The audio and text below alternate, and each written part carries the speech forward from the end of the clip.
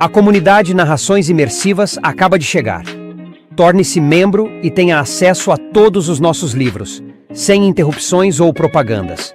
E em formato de MP3, ouça diretamente da nossa plataforma no Hotmart. Por menos de uma Coca-Cola por mês, você assina nossa comunidade e apoia diretamente nosso trabalho. Não perca mais tempo e venha curtir mais uma forma de ouvir Narrações Imersivas. Link para assinar a comunidade na descrição ou no primeiro comentário fixado. Fique agora com mais um episódio imersivo.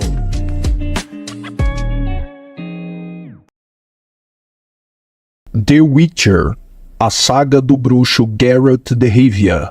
Livro 1, O Último Desejo, de Andrei Sapkowski. Narração, Mauro Ramos. 3. Os arredores eram despovoados, selvagens, inóspitos e ameaçadores. Geralt não retornou à estrada antes do anoitecer. Querendo poupar caminho, tomou atalhos pela floresta. Passou a noite no desnudo topo de uma colina, com a espada sobre os joelhos e junto de uma pequena fogueira à qual, volta e meia, atirava molhos de acônito. No meio da noite, vislumbrou ao longe, no fundo da ravina, o brilho de uma fogueira e ouviu uivos e cantos, bem como algo que somente podia ser o grito de uma mulher sendo torturada. Partiu naquela direção logo ao amanhecer, mas encontrou apenas uma clareira pisoteada e ossos carbonizados entre cinzas ainda quentes. Um ser oculto na copa de um gigantesco carvalho silvava e urrava. Talvez fosse um leche, ou simplesmente um lince. O bruxo não parou para se certificar. 4. Em torno do meio-dia, quando dava de beber a Plotka numa pequena fonte, a égua soltou um relincho penetrante e recuou arreganhando os dentes amarelados e mordendo o freio. Geralt, ao acalmá-la instintivamente com o sinal, notou um círculo perfeito formado por avermelhados chapeuzinhos de cogumelos emergindo do musgo. O que está se passando com você, Plotka? Resolveu ficar histérica? Disse. Não está vendo que se trata de um simples círculo do diabo? Para que fazer cenas? A égua bufou, virando a cabeça em sua direção. O bruxo coçou a testa, franziu o senho e ficou pensativo. Em seguida, montou na sela de um pulo, fez o animal dar meia volta e retomou o galope sobre os próprios rastros. Os animais gostam muito de mim, murmurou. Peço-lhe desculpas, Plotka. Ficou claro que você tem mais juízo do que eu. 5. A égua deitava as orelhas para trás, bufava, arrancava torrões com os cascos, refugava. Geralt não mais a acalmava com o sinal. Saltara da sela e passara as rédeas por cima da cabeça do animal. Já não levava presas às costas sua antiga espada enfiada na bainha de pele de lagartixa. Seu lugar era agora ocupado por uma bela e brilhante arma, com a guarda em cruz e uma delgada e bem balanceada empunhadura terminada numa esfera de metal branco. Dessa vez, o portão não se abriu diante dele. Estava aberto, como o deixara ao partir. Ouviu uma canção. Não conseguia entender a letra, nem mesmo identificar a língua na qual era cantada, mas não precisava. O bruxo conhecia, sentia e compreendia a própria natureza daquele canto suave e penetrante que fluía nas veias como a onda de uma nauseabunda e entorpecedora ameaça. O canto interrompeu-se bruscamente, e então ele a viu. Estava agarrada ao dorso do golfinho do chafariz abandonado, circundando a pedra mofada com as mãozinhas delgadas e tão brancas que davam a impressão de ser transparentes. Debaixo de uma tempestade de entrelaçados cabelos negros, brilhavam fixos nele 2 enormes olhos da cor de antracito. Geralt aproximou-se lentamente, com passadas macias e elásticas, descrevendo um semicírculo a partir do muro, junto do arbusto de rosas azuis.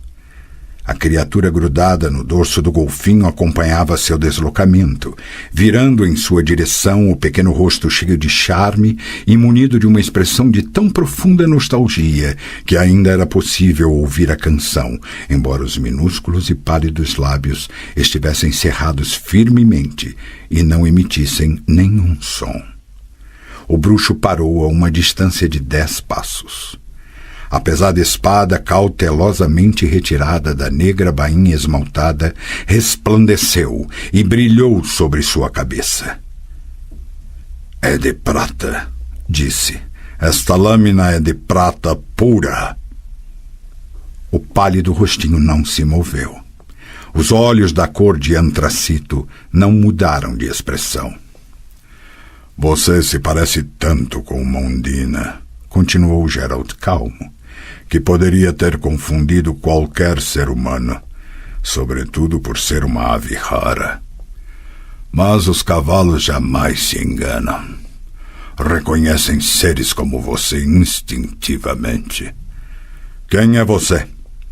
Imagino que seja uma mura ou um alp. Um vampiro normal não se exporia ao sol dessa maneira." Os cantos da pálida boca tremeram e se ergueram ligeiramente. "Você se sentiu atraída pelo aspecto de Nivellen, não é verdade? Os sonhos que ele mencionou são obras suas. Imagino como são esses sonhos e sinto pena dele." A criatura não se moveu. "Você gosta de pássaros", prosseguiu o bruxo. "Mas isso não a impede de morder o pescoço de humanos de ambos os sexos, não é? Você e Nivellen. Que casal fantástico formariam! Um monstro e uma vampiresa, donos de um palacete na floresta. Em pouco tempo dominariam a região toda. Você, eternamente sedenta de sangue, e ele seu defensor, um assassino a seu serviço, um instrumento cego. Só que para isso ele teria de se tornar um monstro de verdade, e não um ser humano com máscara de monstro." Os enormes olhos negros se estreitaram. "Onde está ele, juba de antracito? Você estava cantando, portanto bebeu o sangue dele. Como não conseguiu escravizar sua mente, acabou lançando mão do último recurso. Estou certo?" A negra cabecinha assentiu de leve, quase imperceptivelmente, e os cantos da boca ergueram-se ainda mais. O pequeno rosto adquiriu uma expressão vampiresca.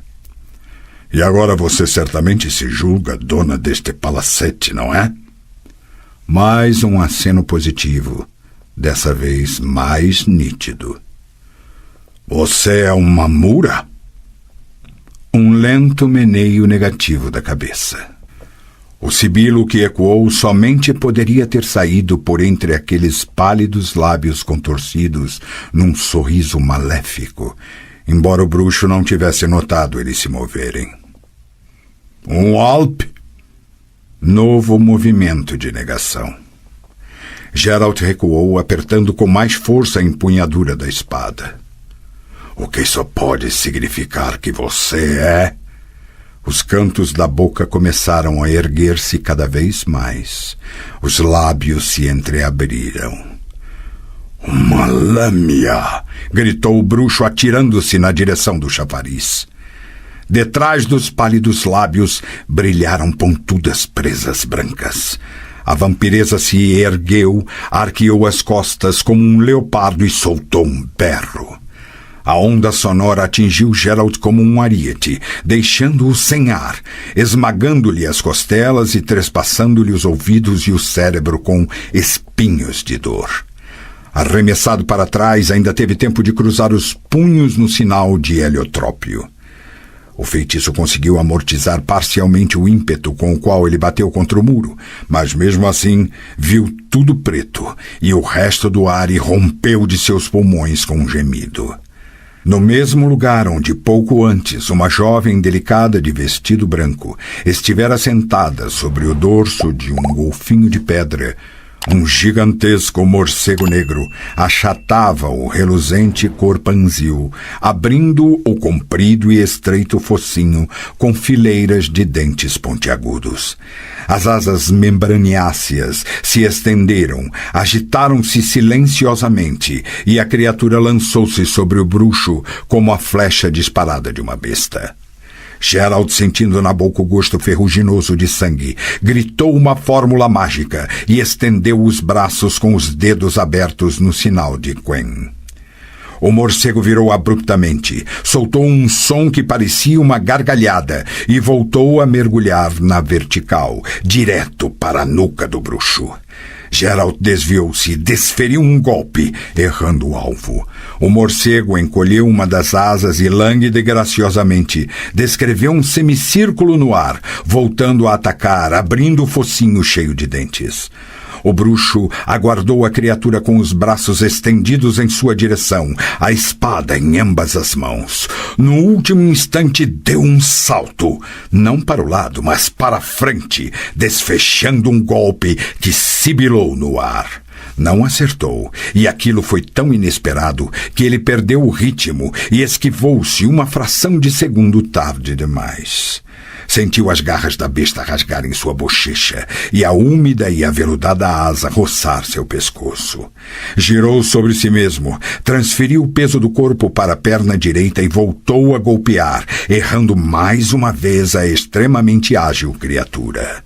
O morcego bateu as asas, elevou-se e planou na direção do chafariz. No momento em que as ensanguentadas garras arranharam o revestimento de pedra, o repugnante focinho da besta começou a se enevoar, a sumir, a se metamorfosear, embora os lábios pálidos que surgiam em seu lugar não conseguissem ocultar de todo as mortíferas presas pontiagudas. A criatura uivou de modo penetrante, modulando a voz em um canto macabro. Lançou ao bruxo um olhar cheio de ódio e voltou a gritar. A onda sonora foi tão potente que rompeu o sinal. Círculos vermelhos e negros giraram diante dos olhos de Geralt, enquanto suas têmporas e seu cocuruto latejaram horrivelmente. Através da dor que parecia furar-lhe os tímpanos, o bruxo começou a ouvir vozes, queixumes e gemidos, sons de flautas e oboés, sussurros do vento. A pele de seu rosto se entorpeceu e gelou. Geralt caiu sobre um joelho e balançou a cabeça. O morcego planava silenciosamente em sua direção, abrindo a bocarra em pleno voo. O bruxo, embora ainda atordoado pela onda sonora, reagiu instintivamente. Ergueu-se de um pulo e, adaptando o ritmo de seus movimentos à velocidade do voo do monstro, deu 3 passos à frente, gingou o corpo e, rápido como um raio, desferiu um golpe de espada com as 2 mãos. A lâmina não encontrou resistência. Ou melhor, quase não encontrou, porque Geralt ouviu outro grito, dessa vez de dor, provocada pelo toque da prata. Enquanto gritava, a lâmina foi se metamorfoseando novamente sobre o dorso do golfinho. Um pouco acima do seio esquerdo, via-se uma mancha vermelha no vestido branco, logo abaixo de um rasgo não mais longo do que um dedo mindinho. O bruxo rangeu os dentes. O corte que deveria ter fendido a besta em 2 não passara de um arranhão. «Grite à vontade, vampiresa!» rosnou, enxugando o sangue do rosto. «Grite o mais que puder! Gaste sua energia! Aí cortarei fora sua linda cabecinha! Você vai debilitar-se antes. Bruxo, matarei!» Os lábios da lâmina não se moviam, mas Geralt ouvia distintamente cada uma das palavras que lhe ressoavam no cérebro, explodindo, rebombando e repercutindo como se viessem de dentro d'água. «É o que veremos», escandiu, aproximando-se do chafariz. Matarei, matarei, matarei. É o que veremos. Verina! Nivelen, com a cabeça pendendo para baixo e as mãos agarradas ao caixilho da porta, cambaleou para fora do palacete. Com passos vacilantes e agitando as patas de maneira desajeitada, avançou para a fonte. A gola de seu gibão estava manchada de sangue. Verina! Urrou novamente. A lâmina virou a cabeça em sua direção. Geralt, erguendo a espada e pronto para desferir um golpe, saltou para junto dela, mas as reações da vampiresa foram muito mais rápidas. Um grito agudo e uma nova onda sonora fizeram o bruxo cair de costas sobre o cascalho da trilha. A lâmina arqueou-se e se preparou para saltar, com as presas brilhando como punhais de um assassino. Nivelen, abrindo as patas como um urso, ainda tentou detê-la, mas ela gritou bem perto de sua cara e atirou para trás contra um andaime de madeira que desabou com estrondo, encobrindo-o com tábuas. A essa altura, Geralt já se levantara e corria em volta do pátio, querendo desviar a atenção da lâmina de Nivelen. A vampiresa, com o vestido branco esvoaçando, disparou em sua direção, suave como uma borboleta e mal tocando o chão. Não mais gritava, nem tentava metamorfosear-se. O bruxo percebeu que ela estava cansada, mas sabia que, mesmo assim, não deixava de ser mortalmente perigosa. Por trás dele, Nivelen urrava e se agitava no meio das pranchas de madeira. Geralt pulou para a esquerda, protegendo-se com rápidos movimentos circulares da espada. A lâmina continuou seu avanço, alvinegra, flutuante, aterradora. Subestimou-a. Ela gritou antes que ele tivesse tempo de fazer o sinal. Foi atirado para trás e bateu com as costas no muro. A dor que sentiu na espinha dorsal irradiou-se até a ponta dos dedos, paralisou-lhe os ombros e o fez cair de joelhos. A vampiresa, soltando um uivo melódico, atirou-se em sua direção. «Verena!» berrou Nivelen. Ela virou-se e Nivelen transpassou-a, bem entre os seios, com uma estaca pontuda de 3 metros de comprimento. A lâmina não gritou. Apenas soltou um suspiro. O bruxo, ao ouvir tal suspiro, tremeu da cabeça aos pés. Mantinham-se imóveis. Nivelen, com as pernas bem abertas, segurando a haste com as 2 mãos como se fosse uma lança e suportando sua base sob a axila, e a vampiresa, parecendo uma borboleta branca espetada num alfinete, pendendo na outra ponta da lança e segurando-a também com ambas as mãos. A lâmina soltou um suspiro dilacerante e começou a forçar o corpo estaca abaixo.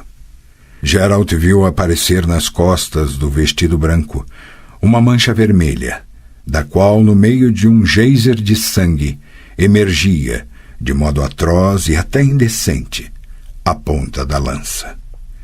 Nivelen soltou um berro, deu um passo para trás, depois outro, passando a recuar rapidamente, mas sem soltar a haste e arrastando consigo a vampiresa traspassada.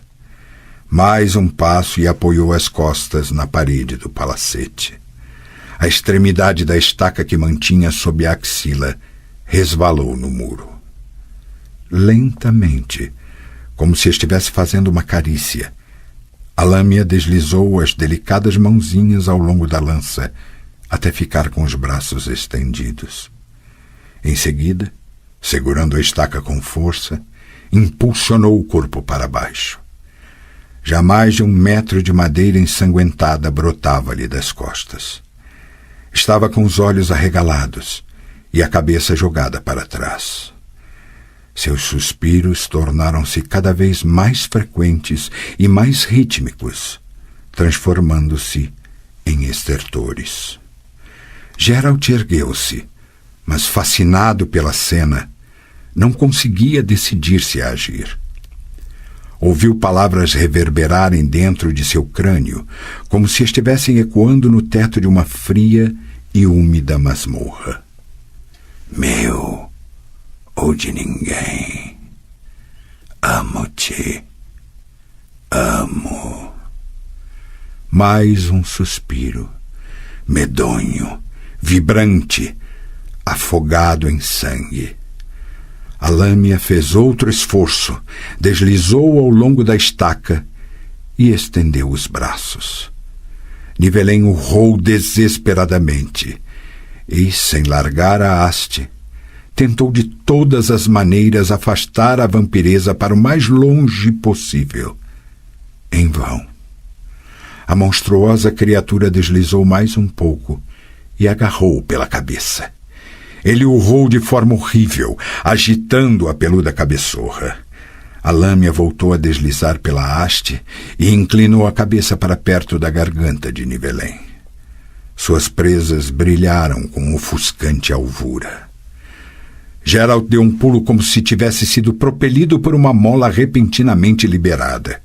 Cada movimento, cada ação que executaria a partir daquele momento fazia parte de sua natureza. Inevitável, automática e mortalmente efetiva. 3 passos rápidos, com o terceiro como fizera centenas de vezes, terminando sobre a perna esquerda com o pé plantado firmemente no chão. Uma torção do tronco, um golpe enérgico e cortante. Viu seus olhos. Nada mais podia ser mudado. Ouviu sua voz. Soltou um grito para abafar a palavra que ela repetia. Não havia escapatória. Desferiu o golpe. Acertou em cheio, como sempre, e, seguindo a trajetória do movimento, deu um 4º passo e girou sobre os calcanhares. A lâmina, libertada pelo giro do corpo, voou atrás dele, brilhando e deixando atrás de si um leque de gotículas vermelhas. Os cabelos negros como asas de graúna se ondearam e ficaram flutuando no ar. Flutuando, flutuando. A cabeça caiu no cascalho. Cada vez há menos monstros.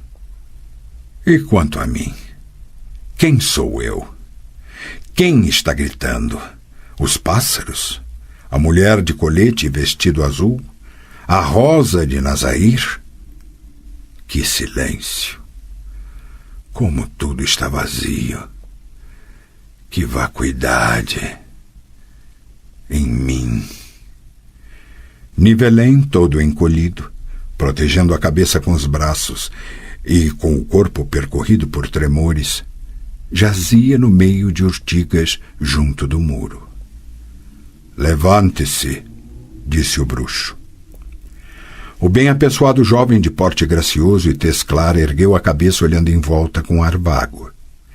Esfregou os olhos com os punhos, observou as mãos e tateou o rosto. Soltou um gemido, enfiou um dedo na boca e ficou muito tempo passando-o sobre as gengivas. Voltou a tatear o rosto e gemeu mais uma vez ao tocar 4 riscos sangrentos e inchados numa das bochechas. Desatou em soluços para logo em seguida soltar uma alegre risada. Geralt, como é possível? Como foi que... Geralt! Levante-se, Nivelen. Levante-se e venha comigo. Tenho remédios em meu alforje. Ambos vamos precisar deles. Eu já não tenho mais... Não tenho? Geralt, como foi isso? O bruxo ajudou-o a se levantar, esforçando-se para não olhar para as pequeninas mãos, tão brancas que pareciam transparentes, agarradas à haste da estaca, cravada entre seios pequeninos e coberta por um úmido tecido vermelho. Nivelen voltou a gemer. Verena... Não olhe.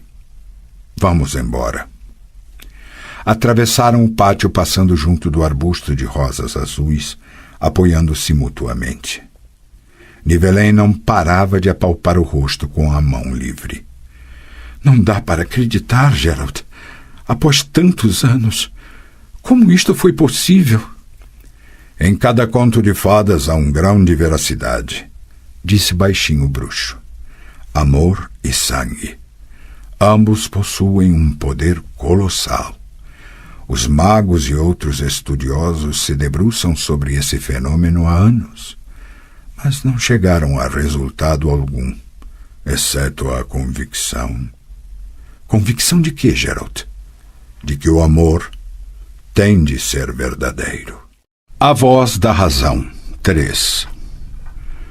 Sou Falwick, conde de Moyen, e este é o cavaleiro Tyles de Dorndal. Geralt inclinou-se com indiferença, olhando para os cavaleiros. Ambos usavam uma armadura sob um manto carmim com o símbolo da rosa branca no braço esquerdo. Ficou um tanto surpreso, pois, pelo que sabia, não havia sede daquela confraria nas redondezas. Nenec, com um sorriso aparentemente franco e despreocupado, notou sua surpresa. Esses senhores de nobre linhagem, disse friamente, ajeitando-se com mais conforto na poltrona, que mais parecia um trono, estão a serviço do magnânimo senhor destas terras, o Duque de Hereward. Do príncipe, corrigiu-a com ênfase Tyles, o cavaleiro mais jovem, cravando na sacerdotisa os olhos azuis celestes nos quais era nítida a hostilidade. Do príncipe Hereward. Não percamos tempo com detalhes sem importância. Nenec sorriu de maneira zombeteira. Em meu tempo, costumávamos chamar de príncipe somente aqueles em cujas veias corria sangue real. Mas hoje, ao que parece, isso não é mais levado em conta. Voltemos às apresentações e ao esclarecimento do motivo da visita dos Cavaleiros da Rosa Branca ao meu humilde templo. É preciso que você saiba, Geralt, que o capítulo está pleiteando a Hereward uma outorga para sua ordem, e é por isso que tantos Cavaleiros da Rosa se colocaram a serviço do príncipe. Muitos deles são destas redondezas, como o aqui presente Tyles, que fez os votos e adotou esse manto vermelho que lhe cai tão bem. Sinto-me honrado, disse o bruxo, inclinando-se novamente com a mesma indiferença. Duvido muito, afirmou friamente a sacerdotisa. Eles não vieram para honrá-lo. Ao contrário, vieram exigir que você parta daqui o mais rápido possível. Em poucas palavras, vieram para expulsá-lo. Considera isso uma honra? Eu não. Para mim é uma ofensa. Os nobres cavaleiros incomodaram-se à toa. Geralt deu de ombros. Não pretendo me estabelecer aqui. Irei embora em breve, sem a necessidade de empurrões nem estímulos. Imediatamente, rosnou Tyles, sem um momento de protelação. O príncipe ordena... No terreno deste templo, quem dá ordem sou eu, interrompeu Nenec com voz fria e peremptória. Em geral, eu tenho me esforçado para que elas, na medida do possível, não entrem em conflito com a política de Hereward, desde que tal política seja lógica e racional. No caso em pauta, ela é totalmente irracional, portanto não vou tratá-la com mais seriedade do que merece. Geralt de Rivia é meu hóspede. Sua presença em meu templo me dá prazer e, por isso, Geralt de Rivia permanecerá nele o tempo que desejar. Você ousa opor-se ao príncipe, mulher? Gritou Tyles, jogando o manto para trás e deixando à mostra o lavrado peitoral de bronze de sua armadura. Ousa questionar a autoridade de seu poder? Silêncio, disse Nenec, semicerrando os olhos. Baixe o tom da voz. Tenha cuidado com o que diz e a quem você se dirige. Sei bem a quem me dirijo, vociferou Tyles, dando um passo à frente, enquanto Falwick, o cavaleiro mais velho, segurava-o pelo cotovelo e apertava com tanta força que a luva da armadura rangeu. Tyles livrou-se com um safanão. E minhas palavras expressam a vontade do príncipe, o senhor destas terras. Saiba, mulher, que temos 12 soldados no pátio. Nenek enfiou a mão numa bolsa que pendia de seu cinto e retirou dela um pequeno pote de porcelana. Na verdade, falou com calma, não sei o que poderá acontecer se eu quebrar este recipiente a seus pés, Tyles.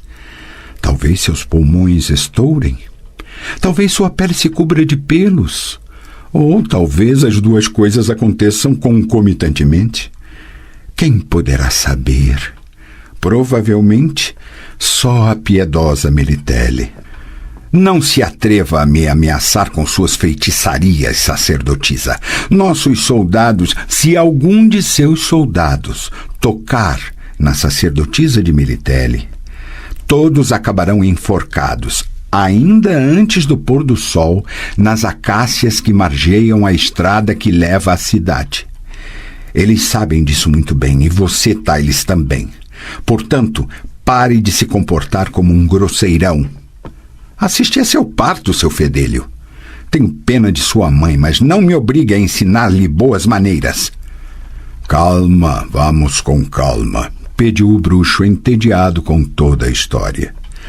Ao que parece, minha humilde pessoa adquire proporções que poderão provocar um sério conflito, quando, na verdade, não vejo motivo para que seja assim. Senhor Falwick, parece-me que o senhor é mais equilibrado do que seu companheiro, que, pelo visto, está se deixando levar pelo ímpeto da juventude. Portanto, ouça o que tenho a lhe dizer. Garanto-lhe que deixarei esta região em poucos dias. Garanto-lhe também que não pretendi nem pretendo trabalhar ou aceitar encargos ou encomendas nesta região. Não me encontro aqui na qualidade de bruxo, mas por motivos puramente privados. Falwick encarou Geralt, que imediatamente se deu conta de que cometera um erro de avaliação. O olhar do cavaleiro da Rosa Branca estava cheio de ódio e rancor. O bruxo teve certeza de que não era o Duque de Hereward que o expulsava, mas Falwick e seus semelhantes. O cavaleiro virou-se para Nenek, inclinou-se respeitosamente e começou a falar, calma e polidamente e de forma lógica. Geralt, porém, sabia que Falwick mentia como um cão. Venerável Nenek, queira me perdoar, mas meu amo e senhor, o príncipe Hereward, não deseja nem vai tolerar a presença do bruxo Geralt de Rivia em seus domínios.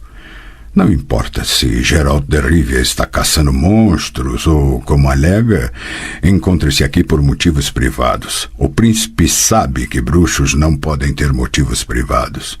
Um bruxo atrai problemas, assim como o imã atrai limalhas.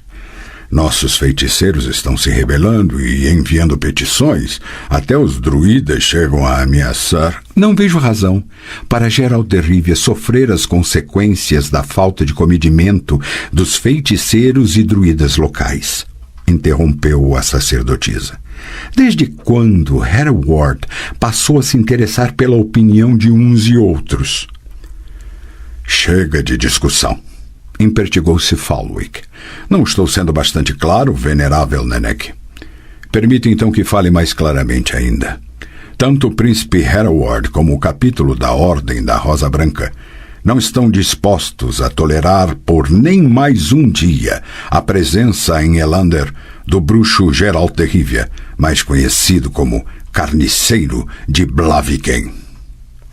Aqui não é Elander, exclamou a sacerdotisa, erguendo-se da poltrona. Aqui é o templo de Melitele. E eu, a suma sacerdotisa de Melitele, não posso tolerar por nem mais um instante a presença dos senhores no terreno do santuário. Senhor Falwick, disse baixinho o bruxo, ouça a voz da razão. Não quero complicações e imagino que vocês também não. Abandonarei esta região no máximo em 3 dias. Não, Nenek, não se meta nisso, por favor. Eu ia partir de qualquer modo. 3 dias, senhor conde. Não lhe peço mais do que isso. E você faz bem em não pedir, falou Nenek antes que Fallwick tivesse tempo para reagir. Ouviram, meninos? O bruxo ficará aqui 3 dias, porque assim o deseja. E eu, sacerdotisa da grande Militelli, serei sua anfitriã por esse tempo, porque assim o desejo. Digam isso a Hereward. Não a Hereward, mas à sua esposa, a distinta Hermela, acrescentando que, se ela faz questão de continuar recebendo regularmente os afrodisíacos de minha farmácia, é melhor acalmar seu duque. Que ela reprima as presepadas e fanfarronadas do marido, que cada vez mais parecem sintomas de uma idiotice crônica. Basta! Berrou Tyles com a voz quebrando em falsete. Não pretendo ficar ouvindo uma charlatã ofender meu amo e sua esposa. Não deixarei esse insulto passar em branco. Agora, quem vai mandar aqui será a Ordem da Rosa Branca, que acabará com este ninho de obscurantismo e superstições. E eu, Cavaleiro da Rosa Branca... Escute aqui, seu fedelho, interrompeu Geralt com um sorriso desagradável. Freie essa sua língua descomedida. Você está se dirigindo a uma mulher que merece todo o respeito, principalmente dos Cavaleiros da Rosa Branca. É verdade que nos últimos tempos, para se tornar um deles, basta pagar 1000 coroas novigradas ao tesoureiro do capítulo, razão pela qual a ordem está cheia de filhos de agiotas e alfaiates. Mas quero crer que ainda sobreviveram algumas de suas antigas tradições. Ou será que estou enganado? Tyles empalideceu e levou a mão à cintura. Sr. Fallwick, disse Geralt sem deixar de sorrir, se ele sacar a espada, vou tomá-la de suas mãos e com ela açoitar-lhe o traseiro. Depois vou pegá-lo e usá-lo como um ariete para derrubar a porta. Com as mãos trêmulas, Tyles tirou de trás do cinturão uma luva de ferro e atirou-a com estrondo aos pés do bruxo. Lavarei a afronta à ordem com seu sangue mutante, gritou. Sobre chão batido, saia para o pátio. Você deixou cair alguma coisa, filhinho, falou calmamente Nenek. Pegue-a. Você está num templo e aqui não se pode jogar lixo no chão. Fallwick, leve embora esse imbecil para evitar uma desgraça. Você já sabe o que deve dizer a Hereward. Pensando melhor, vou escrever uma carta pessoal a ele. Vocês não me parecem emissários dignos de confiança. E agora se ponham para fora. Imagino que saibam encontrar a saída sozinhos, não é mesmo?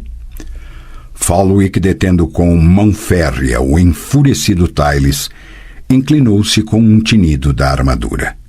Depois, cravou os olhos no bruxo, que respondeu com um sorriso. O cavaleiro jogou para trás o manto carmim. Esta não foi nossa última visita, venerável Nenek, disse. Nós voltaremos. É exatamente o que temo, retrucou a sacerdotisa com frieza. O desprazer será todo meu. O mal menor. 1. Como sempre, os primeiros a reparar nele foram os gatos e as crianças. Um gato listrado que dormia sobre um monte de lenha aquecida pelo sol se agitou, ergueu a cabeça, abaixou as orelhas, soltou um miado e sumiu no meio das urtigas. Diante de sua choupana, o filho do pescador Trigla, um garotinho de 3 anos chamado Dragomir, que fazia o possível para emporcalhar ainda mais sua já imunda camiseta, abriu o berreiro, fixando os olhos cheios de lágrimas no cavaleiro que passava à sua frente. O bruxo cavalgava lentamente, sem tentar ultrapassar a carroça com feno que bloqueava a ruazinha. Atrás dele, esticando o pescoço e puxando a corda amarrada ao arção da sela, trotava um sobrecarregado burrico. Além dos costumeiros alforjes, o orelhudo animal transportava no dorso um grande vulto enrolado numa manta. Os acinzentados flancos do burro estavam cobertos por negros veios de sangue coagulado. A carroça entrou finalmente numa ruazinha lateral que levava a um celeiro e a um cais, de onde soprava uma brisa cheirando a piche e urina de boi. Geralt apressou o passo. Não reagiu ao abafado grito da vendedora de verduras, que olhava fixamente para a ossuda pata com garras que, descoberta pela manta, sacolejava o ritmo do trote do burrico. Também não se virou para ver a excitada multidão cada vez maior que se juntava à sua passagem. Como costumava acontecer, havia muitas carroças paradas diante da casa do intendente. Geralt pulou da sela, ajeitou a espada às costas e amarrou as rédeas de sua égua à pequena cerca de madeira. A multidão que o seguira formou um semicírculo em torno do burrico.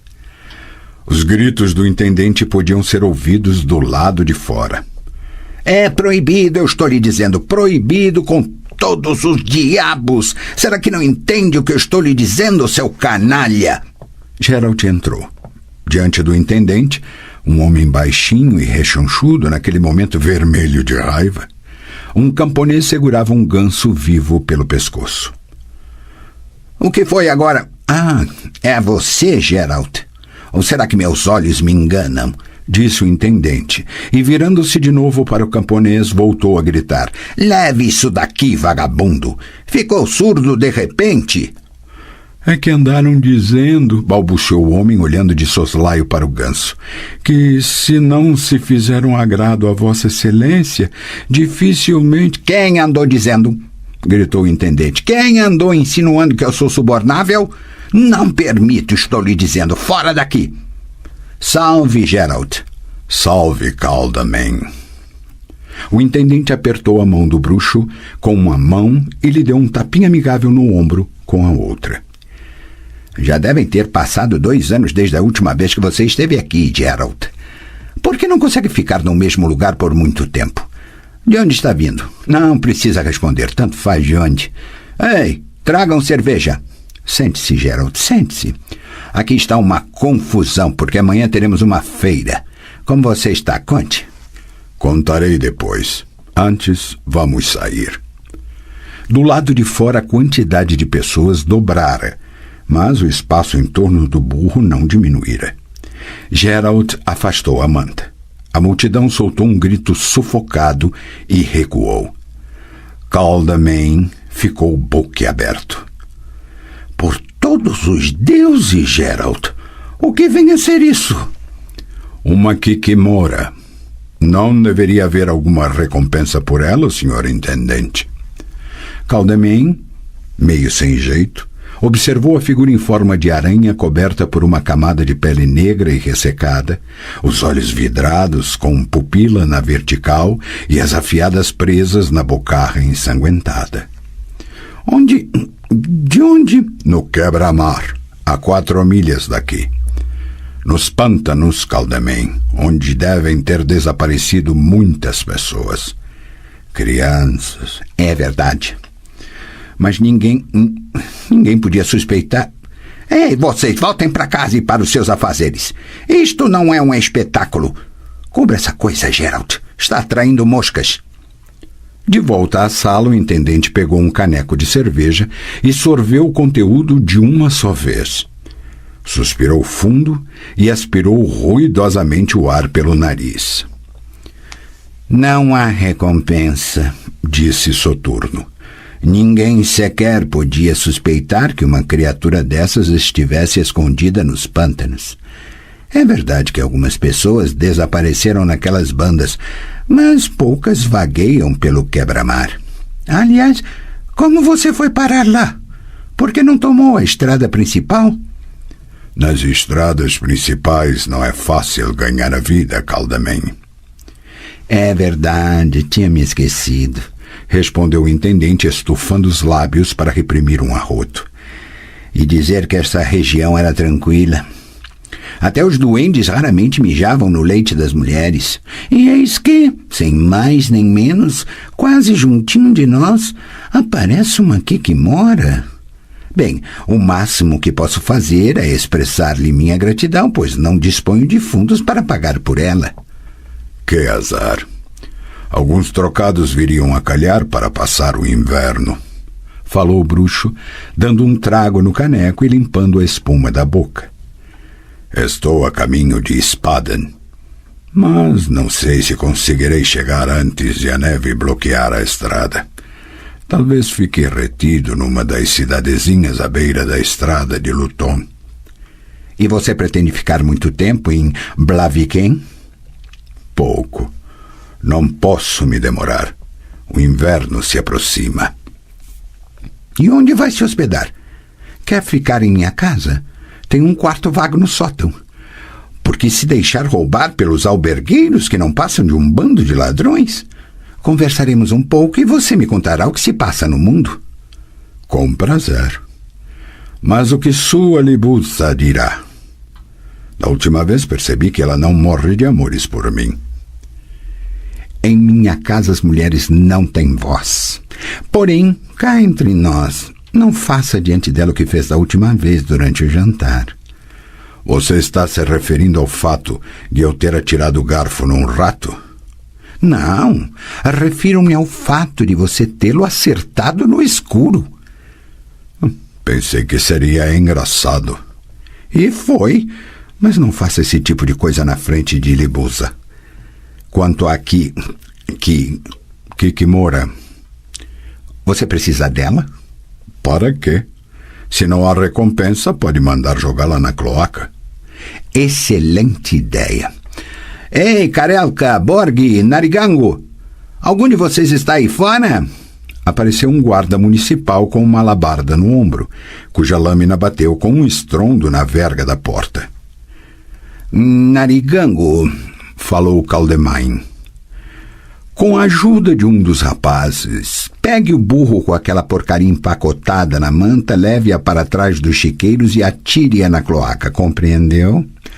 Sim, senhor intendente, mas... Mas o quê?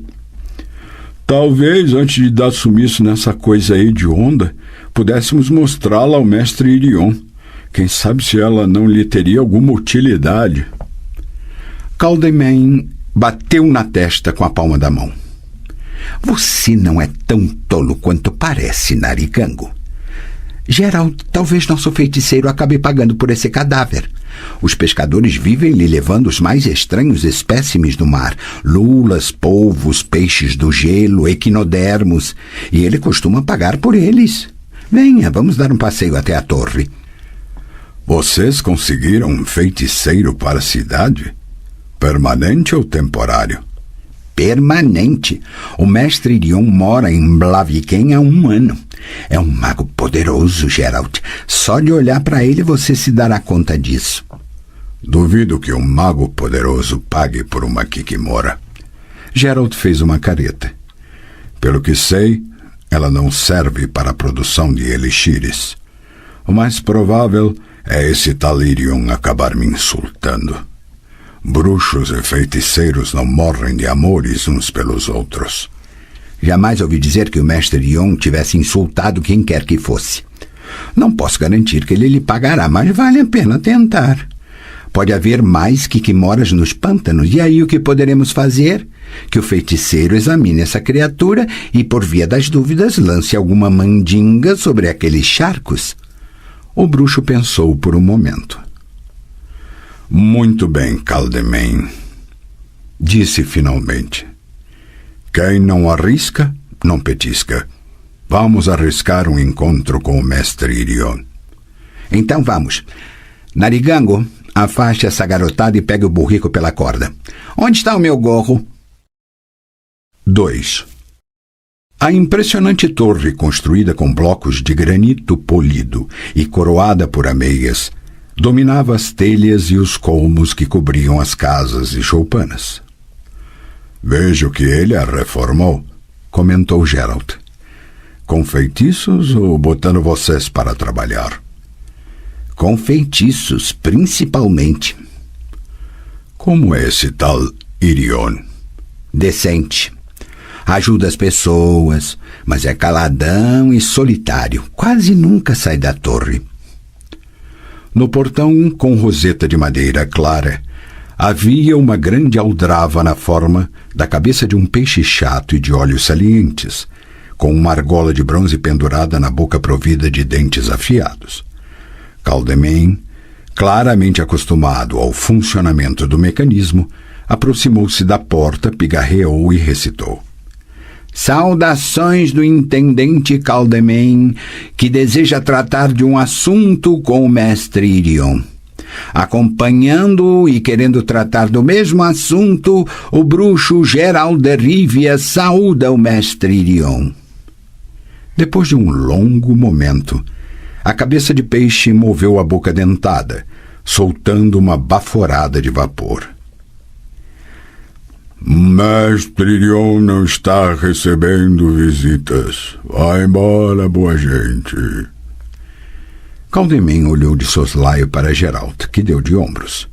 Narigango, sério e concentrado, limpava o nariz.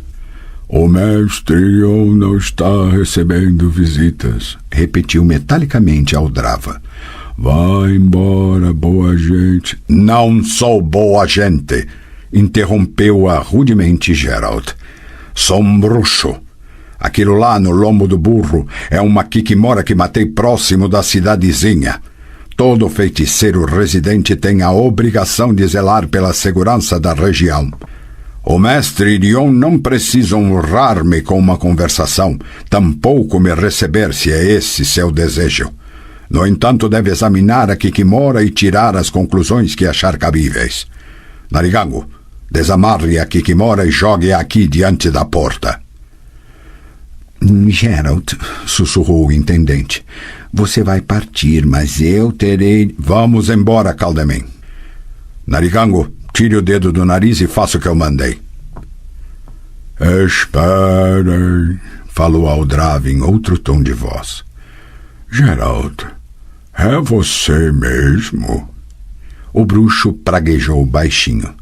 Estou perdendo a paciência. Sim, sou eu mesmo. E daí? Chegue mais perto da porta, pediu Aldrava, soltando uma nuvenzinha de vapor. Sozinho. Vou deixá-lo entrar. E quanto a kikimora? Ao diabo com ela. É com você que quero conversar, Geralt. A sós. Desculpe-me, senhor intendente. Não tem de que, mestre Irion, respondeu Caldemin. Até breve, Geralt. Vejo você mais tarde. Narigango, jogue o monstro na cloaca. Sim, senhor intendente. O bruxo aproximou-se do portão, que se abriu apenas o suficiente para que ele pudesse passar, e logo se fechou, deixando-o na mais completa escuridão. Ei! Gritou ele sem esconder a irritação. Já vai, respondeu uma voz estranhamente familiar.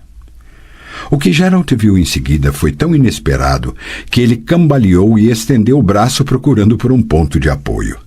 Não encontrou. Diante dele florescia um pomar branco e rosa, cheirando a chuva. O céu era cortado pela multicolorida curvatura de um arco-íris que ligava a copa das árvores aos distantes picos de montanhas azuladas. Uma casinha aninhada no pomar, pequena e modesta, estava praticamente afundada em malvas. Geralt olhou para suas pernas e constatou que estava mergulhada até os joelhos em arbustos de tomilho. Venha, Geralt, aproxime-se, falou a voz. Estou diante da casa. Geralt adentrou o pomar. Notou um movimento à esquerda e se virou.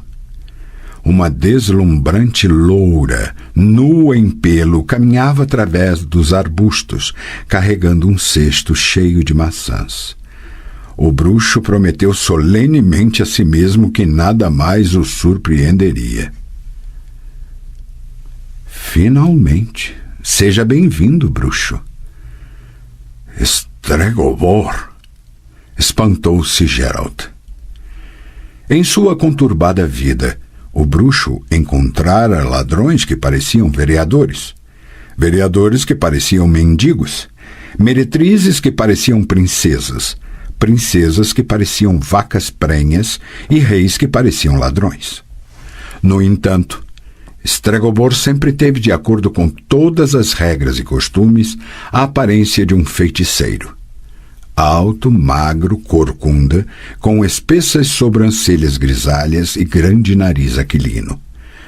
Para completar a figura, trajava uma longa túnica negra de mangas inacreditavelmente largas e segurava na mão um comprido cajado encimado por uma esfera de cristal. Nenhum dos feiticeiros que Geralt conhecera tinha um aspecto de Stregobor.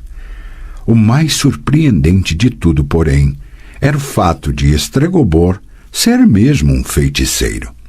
Sentaram-se em poltronas de vime ao redor de uma mesa com tampo de mármore branco, numa varanda cercada de malvas.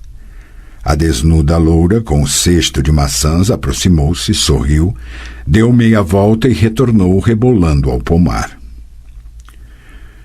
«Isso também é uma ilusão?» perguntou Geralt, observando o balanço dos quadris. «Sim, como tudo aqui. Mas, meu caro, são ilusões de primeira classe. As flores exalam perfume, as maçãs são comestíveis, as abelhas podem picá-lo, e quanto a ela...» O feiticeiro apontou para a loura. «Se quiser, talvez mais tarde.» «Certo. O que você está fazendo por essas bandas, Geralt? Continua ocupado matando representantes de espécies em extinção em troca de dinheiro? Quanto lhe pagaram pela Kikimora? Provavelmente nada, senão você não teria vindo até aqui. E pensar que há pessoas que não acreditam na força do destino. A não ser que você soubesse de mim. Você sabia? Não. Este é o último lugar que eu imaginaria encontrá-lo. Se não me falha a memória, você vivia em Kovir, numa torre semelhante a esta. Muitas coisas mudaram desde aqueles tempos. A começar por seu nome. Agora você é Mestre Irion. É o nome do construtor desta torre, falecido há mais de 200 anos. Achei adequado homenageá-lo de alguma forma ao ocupar sua moradia. Sou o feiticeiro residente desta região. A maior parte dos moradores vive em função do mar e, como deve estar lembrado, além do ilusionismo, minha especialidade é meteorologia. Algumas vezes acalmo ou evoco uma tempestade. Outras vezes faço o vento ocidental trazer cardumes de bacalhau para mais perto da costa. Graças a isso, é possível viver. Aliás, era. Por que era? E o que o fez mudar de nome? O destino tem muitas faces. O meu é lindo na superfície, mas horrendo no interior. E agora ele estendeu em minha direção suas garras ensanguentadas. Você não mudou nada, Stregobor, disse Geralt irritado. Continua falando difícil, com ar inteligente e superior. Não consegue se expressar normalmente? Consigo, suspirou o feiticeiro. Se isso deixa feliz, posso falar de maneira clara e objetiva. Vim para cá fugindo de um ser monstruoso que quer me matar. Mas minha fuga foi mal sucedida porque ele me encontrou. Ao que tudo indica, tentará matar-me amanhã ou, na melhor das hipóteses, depois de amanhã. Ah, bem, falou o bruxo impassível. Agora compreendo. Parece que minha morte iminente não causou a mínima impressão em você. Stregobor, o mundo é assim mesmo. Quando se viaja tanto quanto eu, vê-se muita coisa. 2 camponeses se matam por causa dos limites de um terreno cultivado que, já no dia seguinte, será pisoteado por cavalos de 2 exércitos em guerra. Homens enforcados pendem das árvores na beira das estradas, enquanto bandidos degolam mercadores nas florestas. Nas cidades, a cada passo tropeça-se num corpo caído na sarjeta. Nos palácios, as pessoas se agridem com punhais e nos banquetes, sempre alguém cai roxo debaixo da mesa por envenenamento. Já me acostumei com isso. Portanto, por que ficaria impressionado com uma ameaça de morte? Principalmente se ela é dirigida a você. Principalmente se ela é dirigida a mim, repetiu sarcasticamente Estregobor. E pensar que eu o considerava um amigo e contava com sua ajuda. Nosso último encontro aconteceu na corte do rei Idi, em Kovir, recordou Geralt. Fui até lá para receber o pagamento por ter matado uma anfisbena que aterrorizava a região. Você e seu confrade, Zavist, ficaram competindo pelo termo mais ofensivo para mim. Charlatão, impensante máquina de matar e, se me lembro bem, devorador de carniça. Por isso Idi não só não me pagou um tostão, como ainda me deu 12 horas para abandonar Kovir, e com sua clepsidra estava quebrada, quase não consegui. E agora você conta com minha ajuda? Diz que está sendo perseguido por um monstro. De que tem tanto medo, Estregobor? Se ele o pegar, diga-lhe que adora monstros, que os defende e zela para que nenhum bruxo devorador de carniça perturbe sua paz. Na verdade, se encontrasse você e o devorasse, ele se revelaria um grandíssimo ingrato. O feiticeiro virou a cabeça e permaneceu calado. Geralt soltou uma gargalhada. Ora, não fique todo inchado como um sapo, falou. Conte-me do que se trata e vamos ver se é possível fazer alguma coisa. Você ouviu falar da maldição do Sol Negro? É lógico que ouvi. Só que sob outro nome. Mania de Eltibaldo, o Louco, em homenagem ao mago responsável por toda aquela confusão que terminou com o assassinato ou aprisionamento de dezenas de donzelas de altas estirpes, inclusive reais. Segundo ele, tais donzelas estariam possuídas por demônios, amaldiçoadas e contaminadas pelo Sol Negro, pois foi assim que vocês, com seu pomposo linguajar, denominaram um simples eclipse solar.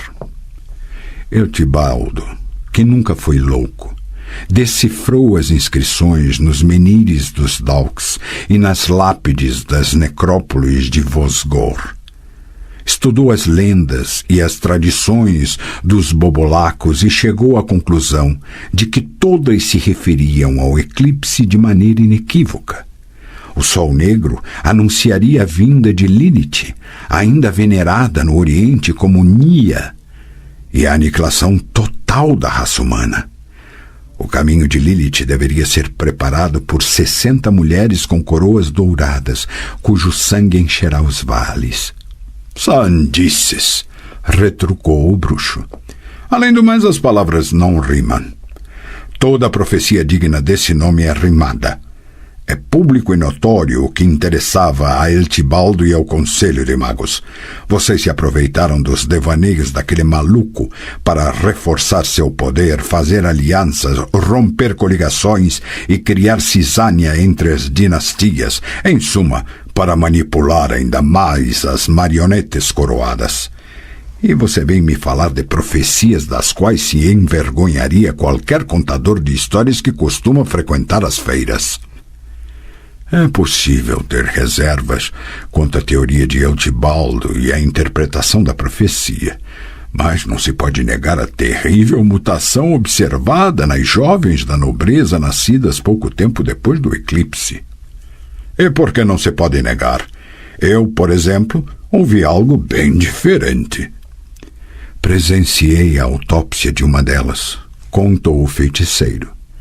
Geralt, o que achamos no crânio e na medula era algo indescritível, uma espécie de esponja vermelha.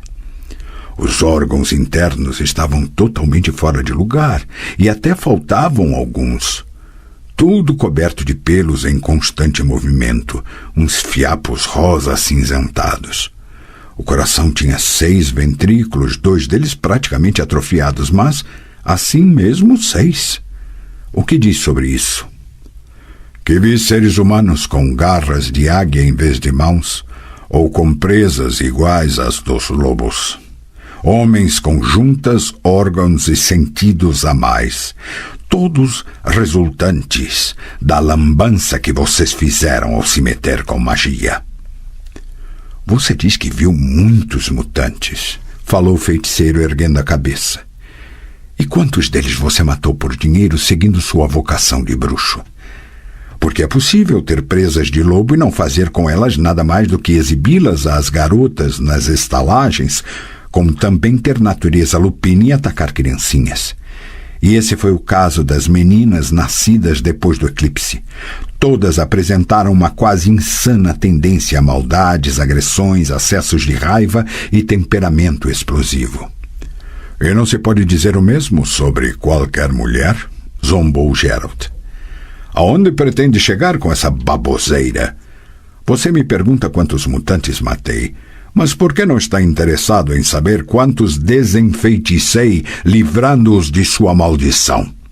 Eu, o bruxo que tanto desprezam. E o que fizeram vocês, poderosos feiticeiros?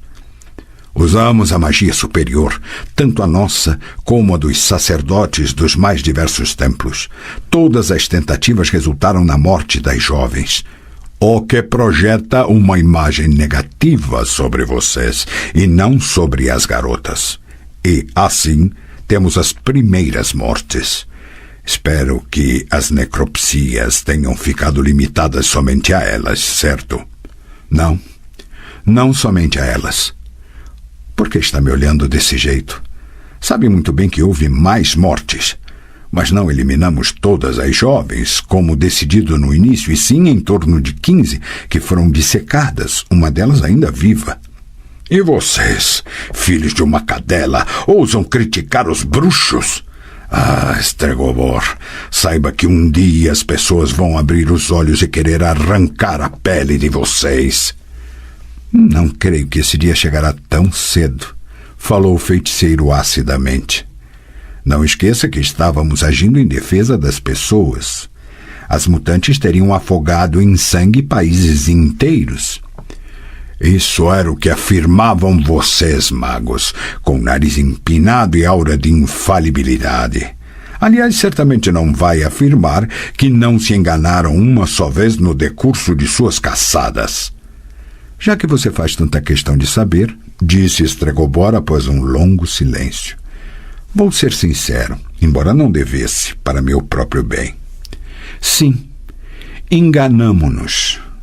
E mais de uma vez. O método de seleção era muito difícil e foi exatamente por isso que paramos de eliminá-las e passamos a mantê-las isoladas. Em suas famosas torres, rosnou o bruxo. Sim, em nossas torres. No entanto, esse foi outro erro. Nós as subestimamos e muitas conseguiram escapar. Foi então que entre os príncipes, principalmente os mais jovens, que não tinham o que fazer e muito menos perder, surgiu a estúpida mania de libertar belas jovens aprisionadas em torres. Por sorte, a maior parte deles quebrou o pescoço nessas tentativas. Pelo que sei, as prisioneiras das torres morriam rapidamente, o que, segundo se comentava, não teria ocorrido sem uma mãozinha de vocês. Isso não é verdade. O fato é que elas logo ficavam apáticas e perdiam a vontade de comer. Curiosamente, as vésperas da morte apresentavam o dom da vidência, mais uma prova de que eram mutantes. Cada prova que você menciona é menos convincente que a anterior. Não há algumas mais concretas? Tenho. Silvena, a senhora de Narok, da qual não conseguimos sequer nos aproximar, porque ela assumiu o poder muito rapidamente e agora coisas horríveis se passam em seu território. Fialca, filha de Evermir, que fugiu da torre usando suas tranças como corda e hoje aterroriza o Velhad Setentrional.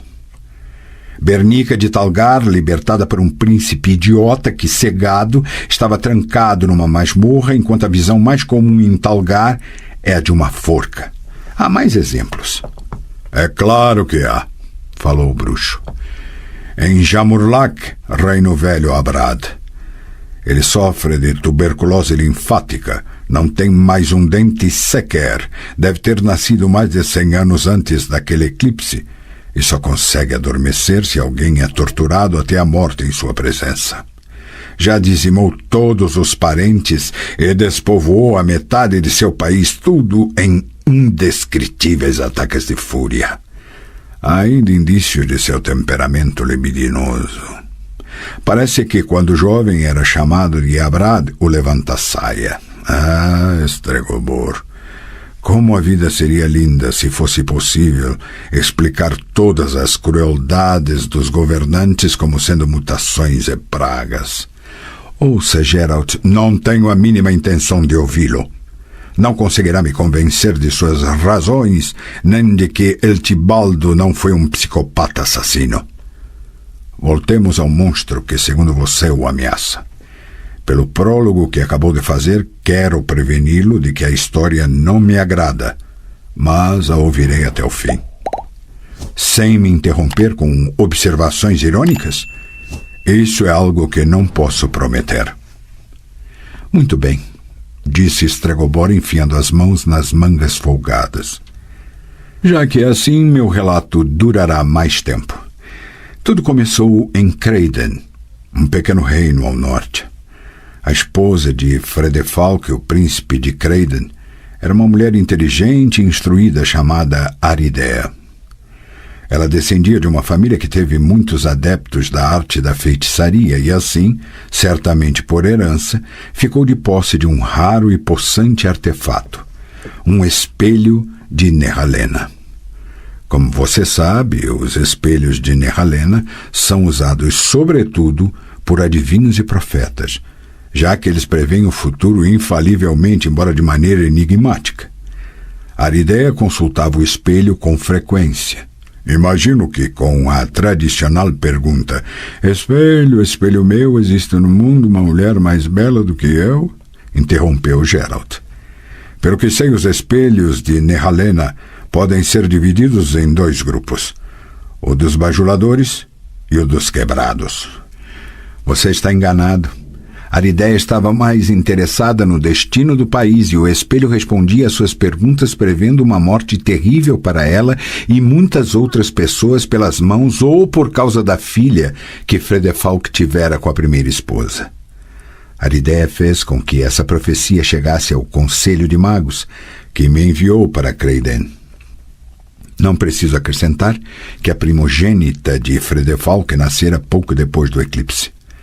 Durante um curto espaço de tempo fiquei observando discretamente a garotinha. Ela torturou até a morte um canário e 2 cachorrinhos recém-nascidos, além de furar o olho de uma camareira com a haste pontuda de um pente. Realizei alguns testes com fórmulas mágicas e todos confirmaram que a garota era mutante. Levei essa informação a Aridea, pois Fredefalk tinha verdadeira loucura pela filhinha. Aridea, como lhe disse, não era tola, e na certa não morria de amores pela enteada, interrompeu novamente Geralt. Preferiria que o trono passasse para os filhos dela. Posso adivinhar o resto da história. O que me causa espécie é não ter aparecido alguém que torcesse o pescoço dela e, aproveitando a ocasião, também o seu. Stregobor soltou um suspiro e ergueu os olhos para o céu, no qual o arco-íris continuava a brilhar, multicolorido e pictórico. Eu era da opinião de que a garotinha devia ser apenas isolada, mas a princesa decidiu diferentemente. Despachou-a para a floresta na companhia de um guarda florestal e assassino de aluguel. Encontramo-lo alguns dias depois no meio de um matagal. Estava sem calças, de modo que não foi difícil reconstituir o que se passara. A menina enfiara-lhe o pino de um broche no cérebro através da orelha, enquanto ele estava com a mente ocupada em outra coisa. Se acha que estou com pena dele, resmungou Geralt, está redondamente enganado. Organizamos uma batida, continuou Stregobor, mas não encontramos rastro algum da garotinha. Além disso, tive de deixar Creiden nas pressas, pois Fredefalk começou a ficar desconfiado. Somente 4 anos mais tarde recebi notícias de Aridea. Ela havia encontrado o rastro da garotinha e descobrira que ela vivia em Marracan com 7 anões. os quais convencera de que era melhor assaltar mercadores nas estradas do que poluir os pulmões numa mina. Era conhecida na região como picança, por gostar de empalar vivas suas vítimas. Arideia contratara diversos assassinos de aluguel, porém nenhum voltara com vida. Depois foi ficando cada vez mais difícil encontrar pessoas dispostas àquela tarefa, porque a pequena, já bastante famosa, aprendera a manusear a espada a tal ponto que poucos homens poderiam fazer-lhe frente. Fui chamado a Creiden, aonde cheguei secretamente apenas para descobrir que Arideia fora envenenada. As pessoas comentavam que o envenenamento fora contratado pelo próprio Fredefalk, que estava interessado numa mulher mais jovem e mais fogosa, mas eu tinha certeza de que aquilo fora obra de Humphrey. Humphrey? Era assim que a garotinha se chamava. Como ia dizendo, foi ela quem envenenou Arideia. Pouco tempo depois, o príncipe Fredefalk morreu num acidente de caça muito estranho, e o primogênito de Arideia sumiu sem deixar vestígio. Aquilo também deve ter sido obra da pequena. Digo pequena, mas naquela época ela já devia ter em torno de 17 anos e era bastante desenvolvida. Depois de uma pausa, o feiticeiro prosseguiu com seu relato. Enquanto isso, ela e seus anõezinhos haviam se tornado o terror de Marrakech. Até que, certo dia, eles tiveram uma séria discussão. Não sei se foi por causa da divisão do fruto de um saque ou pela decisão de quem passaria a noite com ela. O fato é que acabaram sacando os punhais. Os anões não sobreviveram àquela noite de punhaladas. A única a sobreviver foi ela, a Picança. Na época eu já estava na região. Encontramo-nos frente a frente. Ela me reconheceu de imediato e se lembrou do papel que eu desempenhara em Creiden. Digo-lhe, Geralt, que mal tive tempo de pronunciar um feitiço e minhas mãos tremiam como não sei o que quando a furiosa gata se lançou sobre mim com a espada em punho. Enfiei-a num belo bloco de cristal rochoso de 6 côvados por 9. Quando ela entrou em letargia, joguei o bloco para dentro da mina dos anões e tapei sua entrada. Que trabalho mal feito, comentou Geralt. Aquele seu feitiço poderia ser desfeito. Por que não a reduziu a um punhado de cinzas? Afinal, vocês magos conhecem tantos feitiços simpáticos. Eu não. Não é minha especialidade. Mas você está coberto de razão. Fiz um trabalho mal feito. Ela foi encontrada por um príncipe idiota que gastou mundos e fundos para desenfeitiçá-la e, ao consegui-lo, levou-a triunfalmente para casa, um obscuro principado no leste. Seu pai, um velho saqueador, mostrou-se mais sensato. Deu uma sova no filho e decidiu arrancar da Picança o paradeiro do tesouro amealhado por ela e seus anões. Seu erro foi permitir que o filho mais velho estivesse presente quando ela, totalmente despida, foi colocada sobre a mesa de tortura. Já no dia seguinte, o primogênito, órfão e sem irmãos, reinava sobre o país com a Picança na posição de primeira favorita. O que quer dizer que ela não era feia. É uma questão de gosto, e gosto não se discute. Mas ela não permaneceu naquela posição por muito tempo. Apenas até o primeiro golpe palaciano. E estou sendo muito gentil por chamar aquele golpe de palaciano, pois o tal palácio mais parecia um estábulo. Em pouco tempo ficou patente que a Picança não me esquecera. Sofri 3 atentados encomendados por ela em Kovir, de modo que resolvi me esconder em Pontar. Mas ela me achou e eu fugi para Angren, onde ela também me encontrou. Não sei como ela consegue fazer isso, pois eu tenho evitado deixar qualquer tipo de rastro. Deve ser uma das características da mutação genética. O que o impediu de enclausurá-la novamente num bloco de cristal? Remorso? Não. Nunca tenho isso. O que se revelou é que ela ficou imune a feitiços ou outros atos de magia. Isso não é possível. Pois saiba que é. Basta dispor do adequado artefato ou de aura. Ou talvez isso tenha a ver com a sua mutação que continua progredindo. Fugi de Angren e me refugiei aqui, na Arcomerânia, em Blaviken. Tive um ano de paz, mas ela voltou a aparecer. Como você sabe? Ela já está na cidade? Sim, eu a vi nesta bola de cristal. O feiticeiro apontou para a ponta de seu cajado. Ela não está sozinha, mas no comando de uma quadrilha de malfeitores, o que significa que planeja algo sério. Geralt, eu não tenho mais para onde fugir. Não existe um só lugar onde eu possa me esconder. O fato de você aparecer por aqui exatamente neste momento não pode ser mero acaso. É obra do destino. O bruxo ergueu as sobrancelhas. O que você quer dizer com isso? Parece-me claro que você vai matá-la. Eu não sou assassino de aluguel, Estregobor. Concordo que você não é assassino. Sou pago para matar monstros, bestas que ameaçam pessoas, criaturas evocadas por feitiços e encantos feitos por gente como você, não seres humanos. Mas ela não é um ser humano. Ela é um monstro, uma mutante, um maldito engendro. Você trouxe uma Kikimora, pois saiba que a picança é muito pior.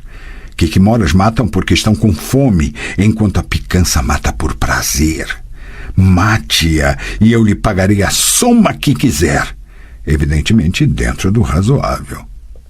Eu já disse que não acredito em uma só palavra dessa história de mutações e maldição de Lilith.